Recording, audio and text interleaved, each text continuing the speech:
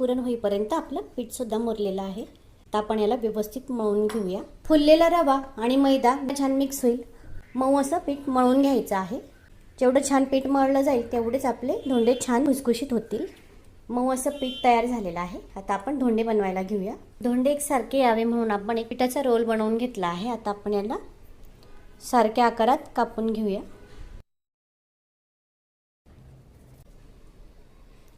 असे आपण एकसारखे गोळे करून याची छोटी पुरी लाटून घेऊया.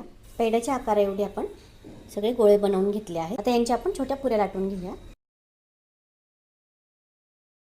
अशा छोट्या छोट्या आपल्याला पुऱ्या लाटून घ्यायच्या आहेत. खूप बारीक किंवा खूप जाडही लाटायची नाहीये, मीडियम साईजची पुरी लाटायची आहे. अशा आपण पुऱ्या लाटून घेतल्या आहेत. आता आपण धोंडे बनवायला घेऊया. धोंडे बनवण्यासाठी पुरणाचे आपण एका चमच्याच्या साहाय्याने गोळे काढून घ्यायचे आहेत, म्हणजे आपले धोंड्यांची साईज सेम होईल. आता आपल्याला धोंडा बनवून घ्यायचा आहे. त्यासाठी आपल्याला आपण जसे मोदक बनवतो तसे त्याला कळ्या बनवायच्या आहेत. तळून किंवा वाफवून अशा दोन्ही प्रकारे धोंडे बनवले जातात. आज आपण दोन्ही प्रकार बघणार आहोत. मोदक सारखीच आपल्याला पारी बनवून घ्यायची आहे. त्यात आपल्याला पुरणाचा गोळा टाकून घ्यायचा आहे. व्यवस्थित बंद करायचा आहे.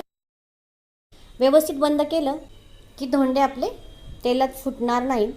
व्यवस्थित त्याचं तोंड बंद करून असे आपल्याला धोंडे बनवून घ्यायचे आहे.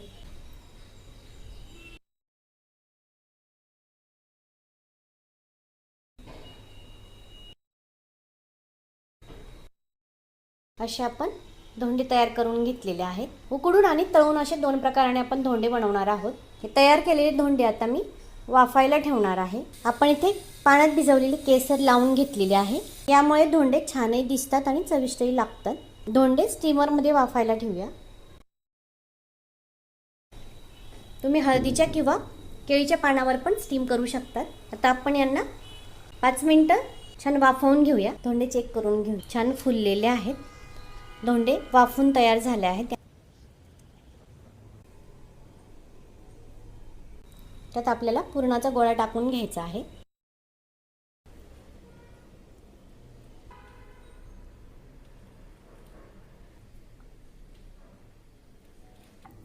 तोंड बंद करून घेतल्यानंतर थोडं त्याला प्रेस करून घ्यायचं आहे आणि एका साईडला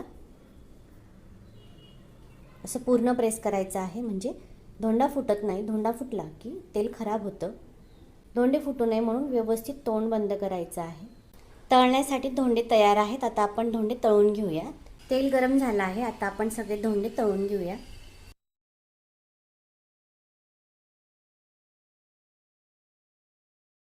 मीडियम आचेवर आपण धोंडे तळून